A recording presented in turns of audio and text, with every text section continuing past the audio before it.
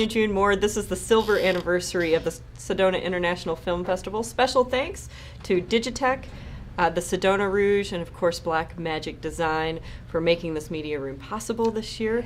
And I have two of my favorite local filmmakers in the seat. I'm so excited. This is Bryan and Ron. They have, I think, it's the hit of the festival, The Valley, here.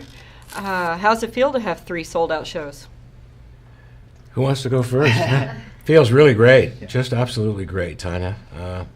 It's kind of dreamy because it seems like we're getting, every day we get some interesting news, some new news. For example, last night we found out that the Keep Sedona Beautiful organization here in town is sponsoring our film, and it was very surprising and very heartfelt, and it was fantastic, just great.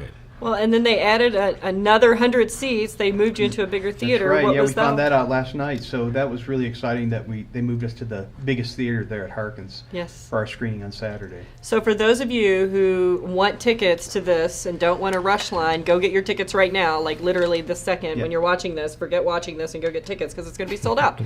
So because it's a great movie. And well, we hope everybody likes it. I mean, they haven't seen it yet, so we'll see after the first screening tomorrow night. I've seen it, and it's brilliant. So let's watch the trailer, and then we'll talk a little bit about it, okay?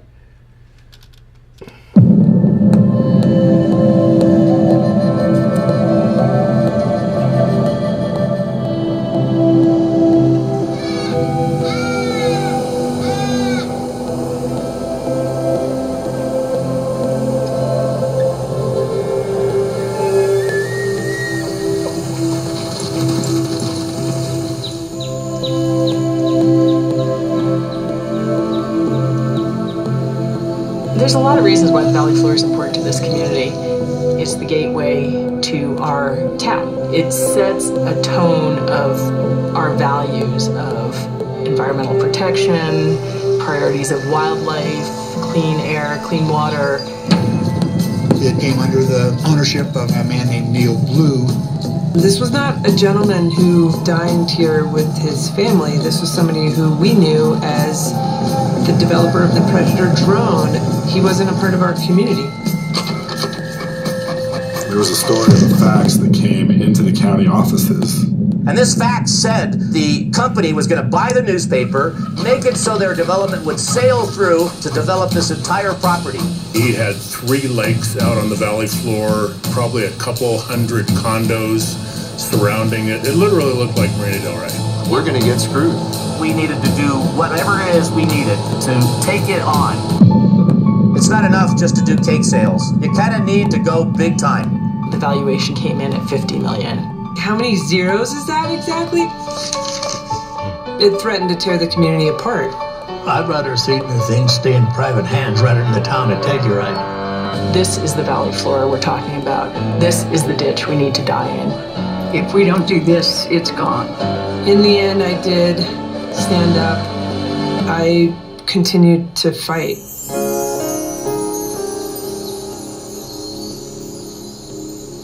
I think I said something to the effect of, we just can't do this. We've come so far. The land needs us to speak for it right now.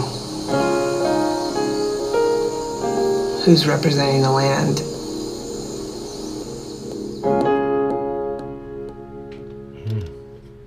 Gets me right here. Yeah, who did that movie? That's pretty good. It's a great trailer, huh? Who put that together? I've never seen it so close like that. That's great. So how did this movie come about? That's your story there. Tanya, my niece, who you may meet, she's coming along with 6 or 7 other people from Telluride. And they're going to do the Q&A with us on that Saturday afternoon screening. Anyway, she lives in Telluride, and Nancy and I have gone up and visited her quite a bit. And one day we were riding the gondola and looking down as it was coming down, and all this open space to our left, and I was saying, wow, look at that beautiful spot there. How come there's no houses down there? I thought it was maybe tailings or something from the mine, and she's told me the story. And so I started making phone calls and came back, and Bryan told Bryan about the story, and we got hooked up, and he said, well, how could we manifest this whole thing? And one thing led to another, one foot in front of the other. That's really how it happened. It actually started here at the film festival. That's right. Yeah, that's right. What, 3 years ago now? Yeah, it was 3 years ago. Yeah. more about that, please. Yeah, because I was moderating one of the documentary panels, and Ron was in the audience. That's and right. Ron and I have known each other for 15 years or so, and That's right. so yeah, he saw from that panel what goes into making a documentary, and so he said, "Hey, I know Bryan. We're friends. Let's talk about doing this together." And so we went up to Telluride to find out. First of all, is there a story? Is it more of a universal story? So it's not just a Telluride story. And what are the characters like? We figured it wasn't going to be hard to find characters in Telluride, but we had to go and make sure, and we did. So we did kind of an exploratory that June, and that was really fun. I mean, we got to learn the story as we did pre-interviews with these people and find out what it was about. And they hesitated really talking to us in some ways. It wasn't as easy as just walking in saying, "Hey, we want to do a movie on this," because they had probably 3 or 4 other filmmakers that were local that wanted to do it, and they didn't want to bring up some of the hard feelings that happened back then, and they just didn't want to relive that. They wanted to celebrate it, but they didn't necessarily want to relive it. But we were outsiders, came from Sedona, and wanted to do this film, and I think that made it an easier in for us. And we even then, it was still a challenge, but now they are really on board. They're coming down from Telluride to be at the Q&A, and so we're really happy that they're coming down and that they're supporting the film like they are. Well, and it is a universal story, and it's incredibly timely today because there's a lot of things that came out of making this film, right? Like women in government, the David versus Goliath story, saving the land. I mean, we're dealing with those same things here in Sedona. Yeah, that's right. And we wanted to do a film. Ron and I both wanted to do a film that had those kind of universal themes that could also inspire other communities that are going through similar situation, whether it's environmental or whether it's just something that's going on in their town, but they need to come together on it. Yes. We wanted this to help show that you can do this if you come together, even if you're different beliefs and that kind of thing. But if you come together, you can actually make something happen, and you are the ones in charge of the future of your community, not an outside force with billions of dollars. Right. And that's holding very true here, and I know that this is very near and dear to your heart here in Sedona. Right, oh. You've been involved in some projects, and I know it was important for you to get the movie here in Sedona. It was. How did it feel to get into the film festival here? Well, when we found out, heard from Patrick that we had gotten in, it was like finally someone recognized the value of the film and the quality of the film, and we heard from some of the people that had been screeners that they whispered to us kind of, because we weren't quite supposed to know, but they thought it was really quite great, and it really reinforced what we had done and what we had manifested. I want to give an absolute shout out to our wonderful, wonderful editor, Christopher Johnson, who was in L.A., who tried to be here, but he's working, and they have picture lock on Monday, and so he has to be there because the producer and director, going through that picture lock situation. But after he saw what we had done and got on board with this and heard that we were accepted by the festival, he was very, very thrilled too. So we were very happy with it.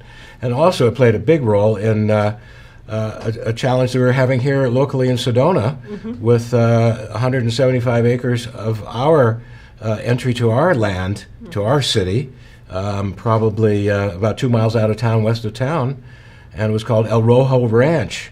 And they wanted to redevelop that and get a zoning change, and people came over for a private viewing at the house, and hopefully they did get inspired because it was defeated. So that's exactly your film is working. Yeah, that's exactly what we wanted to have happen. happen. Is working. Yeah. And the outpouring of this community who haven't even seen the film yet are talking about it like they've already seen it. That's true. They're watching the trailer. They're talking about how beautiful the cinematography is. Congratulations on that. And Thank you. One of our cinematographer, he was one of the cameramen who they just won Best Documentary at the Academy Awards, and he's one of the cameramen. He's one of the cameramen on it. Yeah. I did not know that's that. Free Solo. Yeah. Wow. And that's he was one of our. He was our cameraman. Yeah.